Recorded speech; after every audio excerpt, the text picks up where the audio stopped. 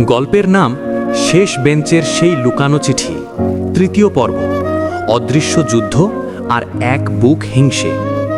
আবহ সঙ্গীত একটু গম্ভীর এবং দ্রুতলয়ের পিয়ানো সুর, যা মনের ভেতরের অস্থিরতা প্রকাশ করে। সজলের সেই কথাটা শোনার পর থেকে আমার রাতের ঘুম হারাম হয়ে গেল। সায়েন্সের রনি, স্কুলের টপার, দেখতেও বেশ লম্বা চড়া, আর ওর বাবার অনেক প্রভাব। তার উপর ও জান্নাতীকে পছন্দ করে। নিজের আয়নার সামনে দাঁড়িয়ে সেদিন নিজেকে খুব তুচ্ছ মনে হচ্ছিল। আমি তো শুধু পেছনের বেঞ্চের এক সাধারণ ছাত্র, যার সম্বল বলতে কেবল কয়েকটা ভাঙা কবিতা আর এক আকাশ ভালোবাসা।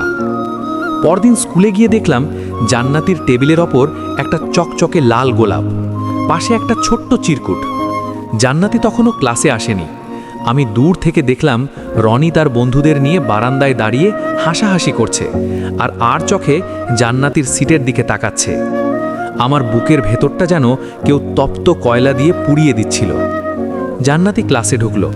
গোলাপটা দেখে ও কিছুটা অবাক হলো। ও এদিক ওদিক তাকিয়ে গোলাপটা হাতে নিল। ওর মুখে একটা রহস্যময় হাসি ফুটে উঠল। সেই হাসিটা দেখে আমার মনে হলো পৃথিবীটা যেন আমার পায়ের তলা থেকে সরে যাচ্ছে। জান্নাতী কি রনিকে পছন্দ করে? ও কি জানে এই গোলাপটা কে দিয়েছে? পুরোটা দিন আমি জান্নাতীর সাথে একটা কথাও বললাম না। ও দু একবার আমার দিকে তাকালো, হয়তো ভাবছিল আমি কেন আজ চুপচাপ, কিন্তু আমি অভিমানে মুখ ফিরিয়ে রাখলাম। টিফিনের সময় ও আমার কাছে এসে দাঁড়ালো। খুব নিচু স্বরে জান্নাতী বলল, কি হয়েছে মাহির? আজ কি শরীর খারাপ? কথা বলছো না কেন?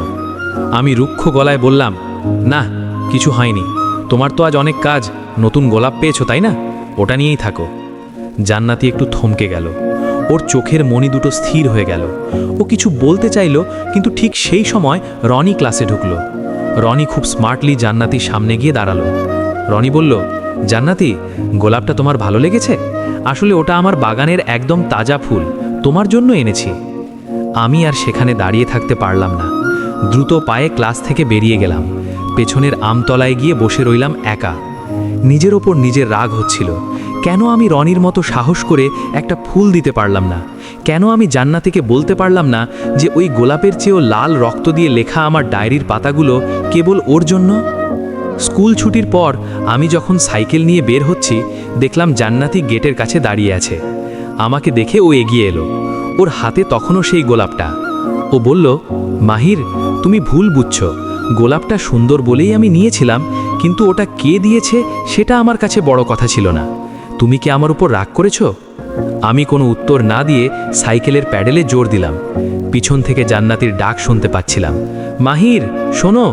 কিন্তু আমি থামিনি। অভিমানে অন্ধ হয়ে আমি সেদিন এক অদ্ভুত ভুল করে বসলাম। আমি জানতাম না যে জান্নাতী আসলে কি বলতে চেয়েছিল। আমি জানতাম না যে রনির সেই দামি গোলাপের চেয়েও আমার ওই একটা তুচ্ছ কথাই ওর কাছে বেশি দামি ছিল। বাসায় ফিরে ডায়েরির পাতায় লিখলাম, যাকে পাওয়া হয় না তাকে হারানোর ভয় সবচেয়ে বেশি। কিন্তু এই ভয়টাই কি তবে আমাদের দূরত্বের দেওয়াল হয়ে দাঁড়াবে?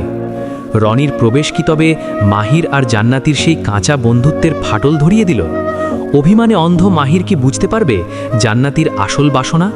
নাকি এই ছোট ছোট অভিমানগুলোই পাহাড় হয়ে আমাদের দুজনকে আলাদা করে দেবে?